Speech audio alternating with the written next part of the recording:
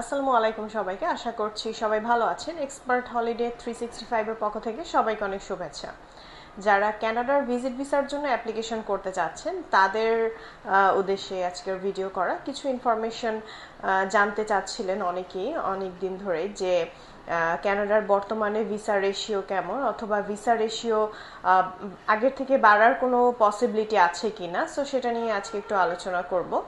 কারণ অনেকেই হয়তো জানেন যে 2023-এর শেষের দিক থেকে শুরু করে 2024-এর প্রথম পর্যন্ত কানাডার ভিসা রেশিও কিন্তু অনেক হাই ছিল। এখন আগের থেকে একটু লো। এজন্য বলবো যে আগে যেরকম খুবই নর্মাল প্রোফাইলগুলোতে ভিসা হয়ে যেত, সেই বিষয়টা এখন কিন্তু আগের মতো আর নেই।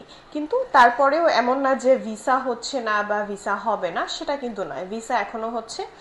তবে বিষয়টা হচ্ছে যে বর্তমানে একটু স্ট্রং ওয়েতে ফাইলগুলো রেডি করলে কিছু সাপোর্টিং ডকুমেন্টস বা এক্সট্রা কিছু পেপার ওয়ার্ক করতে হয়, যেগুলোর কারণে ভিসা হওয়ার পসিবিলিটিটা বেশি থাকে। এখন বিষয় হচ্ছে ভিসা রেশিও বাড়ার পসিবিলিটি কতটুকু। অনেকেই হয়তো জানেন যে বছরের মাঝের দিকে কিন্তু ভিজিট ভিসার রেশিও বেড়ে যাওয়ার একটা পসিবিলিটি থাকে, কারণ বছরের মাঝের দিকে অ্যাপ্লাই করলেই সেটা দেখা যায় প্রসেসিং হতে হতে 2 মাস বা 3 মাসের মতো সময় লেগে যায়, এবং ওই টাইমটায় উইন্টার চলে আসে কাইন্ড অফ। সো এই জিনিসটা কিন্তু ভিসার ক্ষেত্রে, স্পেশালি ভিজিট ভিসার ক্ষেত্রে একটু মেনটেইন হয়, যে ম্যাক্সিমাম কান্ট্রিতেই এটা মেনটেইন করা হয়। সো এই ক্ষেত্রে আমি কানাডার কথাও বলবো, যে যারা আপডেট জানতে চান বা যারা কিনা ওয়েট করছেন, তাদের উদ্দেশ্যে বলবো যে জুন জুলাই থেকেই কিন্তু ভিসা রেশিওটা বাড়া পসিবিলিটি রয়েছে এবং বেড়ে যাবে, যেটা হয়তো আপনারা এর আগেও খেয়াল করেছেন এখনো। কারণ দেখা যাচ্ছে যে যারা জুনের already middle of the month এখন।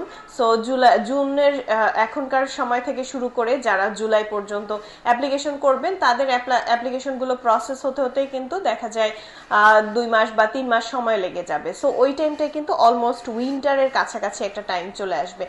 অ্যান্ড ওই জিনিসটাকে মাথায় রেখে কিন্তু এখনকার ভিসাগুলো অ্যাপ্রুভ হওয়ার একটা পসিবিলিটি অনেক বেশি আছে। সো আমি বলবো যে যারা অ্যাপ্লিকেশন করতে চাচ্ছিলেন বা ওয়েট করছেন যে ভিসা রেশিওটা একটু বাড়তে পারে কিনা, তাদের জন্যই বলবো যে হ্যাঁ, ভিসা রেশিওটা বাড়ার অনেক হাইয়েস্ট একটা পসিবিলিটি আছে।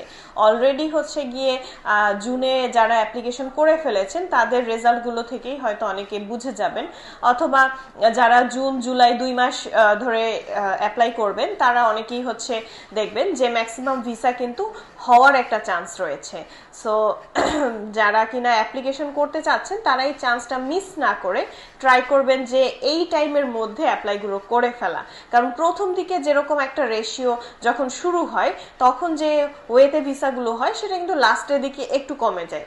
সো এজন্যই আমি বলবো যে প্রথম দিকের টাইমটাকেই সবাই গ্র্যাব করার ট্রাই করবেন, এবং রেশিওটা যখন বাড়বে বা বাড়ছে এরকম একটা সিচুয়েশন থাকবে বা সময় থাকবে, তখনকার সময়টাকে যদি ধরতে চান, এজন্যই কিন্তু এখন অ্যাপ্লিকেশনগুলো করতে হবে। কারণ এখন অ্যাপ্লাই করলেই ওই টাইমের যে ডিউরেশনটা সেটা আপনারা ধরতে পারবেন।